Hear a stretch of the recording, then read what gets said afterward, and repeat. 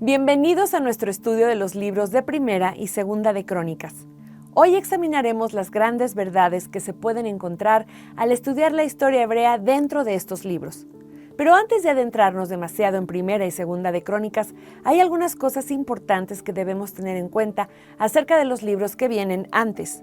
Vamos a explorar el contexto de estos libros para que puedas obtener más provecho de tu propia lectura. Puedes notar que en Primera y Segunda de Reyes, Dios a menudo se adapta a las personas y a los reyes. Según Primera de Samuel 8, se nos dice que el deseo del pueblo de tener un rey no es el plan perfecto de Dios para ellos. Sin embargo, Él lo permite. A medida que los reyes asumen el poder y muchos de ellos llevan vidas malvadas, Dios sigue siendo paciente con el pueblo. Les advierte durante siglos sobre el próximo exilio, solo deseando ayudarles a evitarlo. Dios incluso responde las oraciones de los reyes malvados. Por ejemplo, en Segunda de Reyes 13, Joacás, quien era especialmente malvado, oró para que el Señor ayudara a Israel a luchar contra las fuerzas de Siria, y el Señor le escuchó. Vemos una y otra vez que Dios continúa cuidando de su pueblo, incluso cuando no lo merecen. Él sigue siendo paciente con el pueblo a pesar de su rebeldía y maldad. Después de que solo 3 reyes han muerto, Israel se encuentra en angustia y la nación se ha dividido en 2, el reino del norte de Israel y el reino del sur de Judá. Cuando el reino del norte está a punto de caer, muchos de los habitantes huyen al reino del sur. Este remanente, la porción que queda, es recibido con misericordia y gracia tanto por Dios como por el pueblo de Judá. Dios es paciente con aquellos que se apartan de Él y siempre está dispuesto a recibir al pecador arrepentido con los brazos abiertos del amor y el perdón. Los libros de Primera y Segunda de Reyes son seguidos por Primera y Segunda de Crónicas, que presentan una visión alternativa del mismo periodo y eventos cubiertos por los libros de Samuel y Reyes. Cuando nos damos cuenta de que Crónicas es una repetición de los eventos, deberíamos preguntarnos: ¿por qué la Escritura cuenta la historia una segunda vez? Bueno, hay varias razones. Una respuesta podría ser simplemente que la repetición es importante para que aprendamos. Es una técnica educativa. En las Escrituras, la repetición se utiliza a menudo con fines de enseñanza como una forma de enfatizar cosas. El relato de la creación se repite 2 veces en el libro de Génesis. La ley de Moisés se repite en el libro de Deuteronomio. La biografía de Jesucristo se repite 4 veces en el Nuevo Testamento. De la misma manera, este periodo de la historia hebrea se repite en Samuel, Reyes y Crónicas. Entonces, ¿qué se enfatiza a través de la repetición de la historia hebrea en el libro de Crónicas? Una respuesta podría ser el reino de Dios.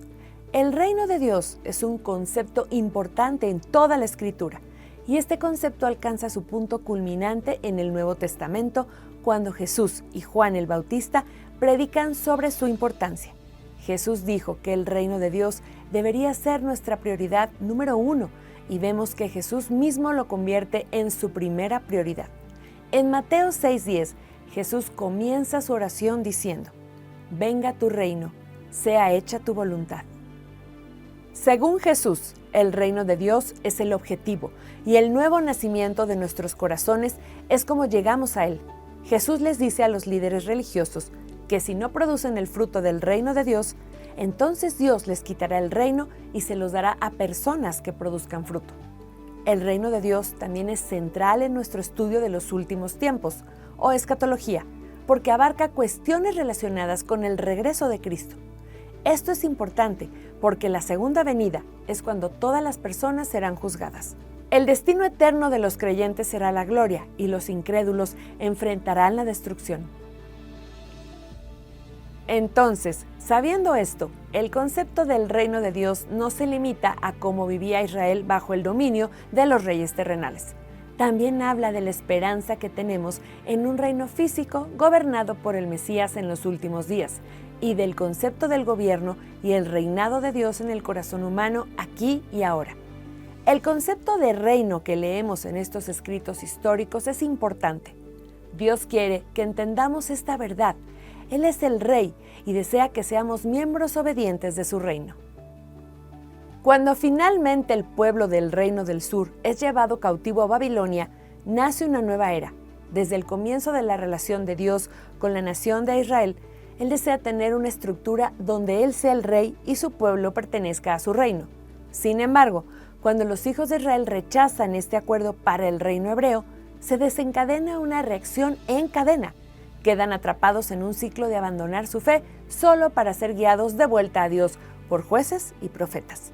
La mayoría de los reyes que imploraron son malvados y al final el reino físico que Israel intentó crear es destruido.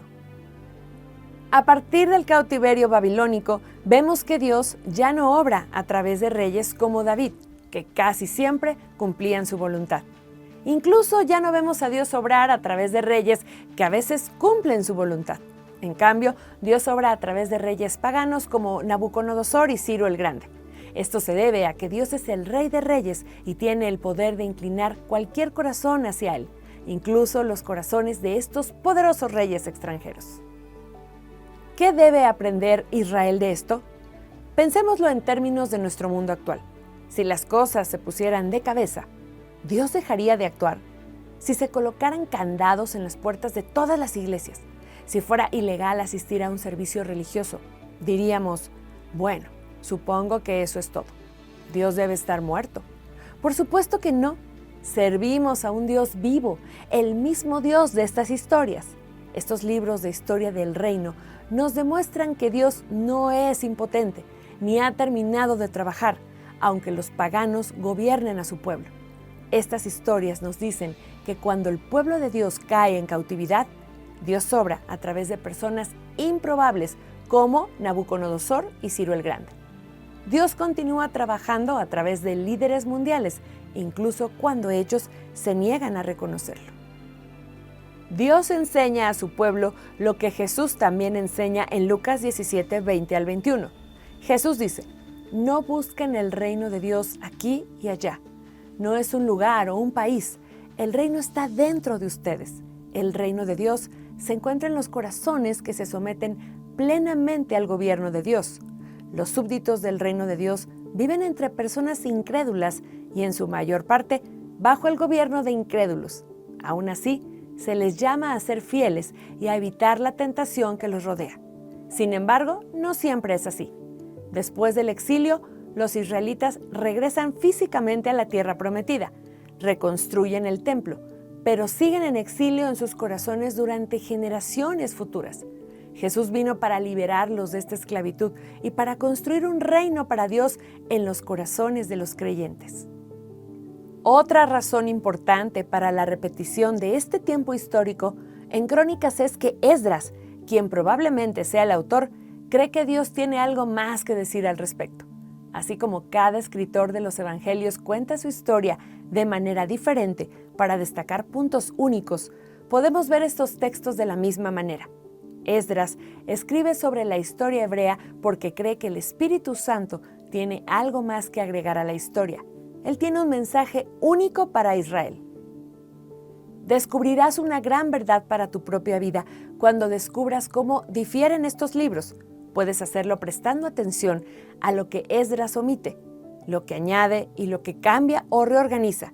Por ejemplo, en 2 de Samuel, todos los detalles crudos del pecado de David y las consecuencias de su pecado conforman la estructura y base del libro. Pero cuando Esdras escribe sobre ese oscuro capítulo de la vida de David, ni siquiera se menciona su pecado.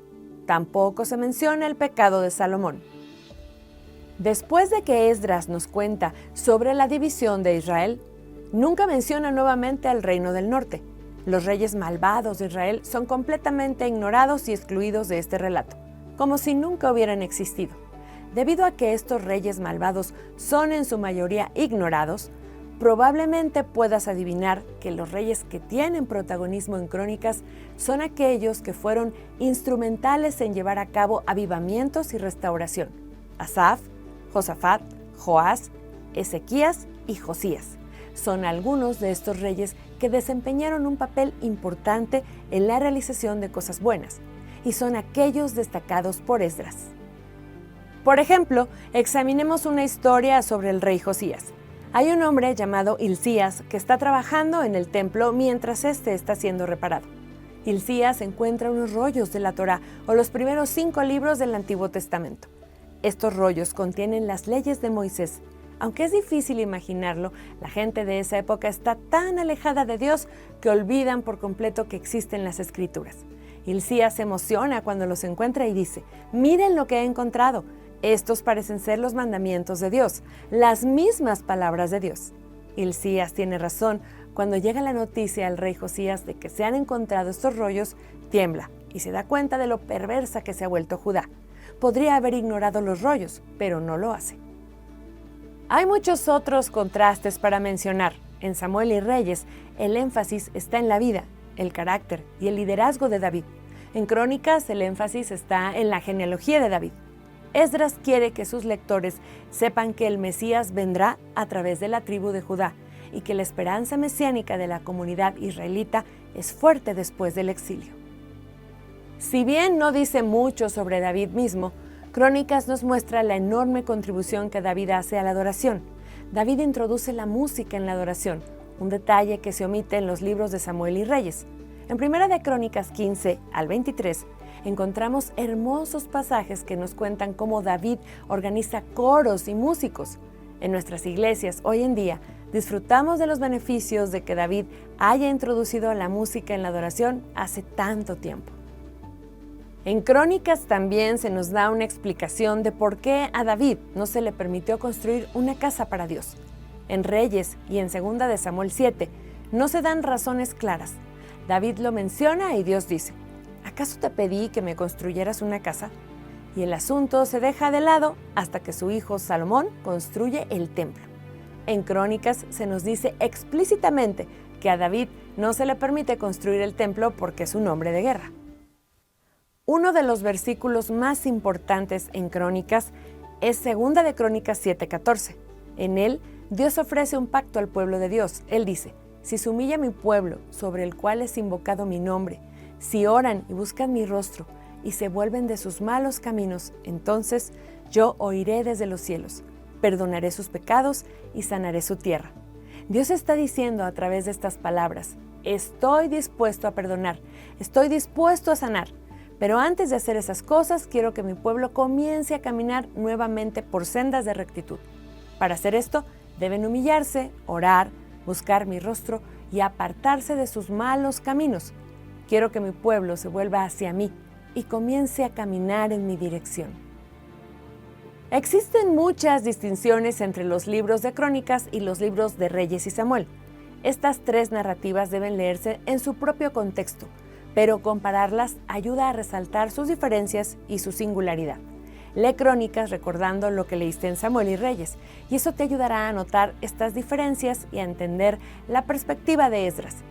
Para concluir, oro para que tu comparación de estos libros te desafíe a leer cada escritura en su propio contexto único. Comienza a buscar lo que el Espíritu Santo está tratando de decirte en cada libro, capítulo y versículo de la Biblia. Es su palabra divinamente inspirada y Él desea usarla para hablarte hoy.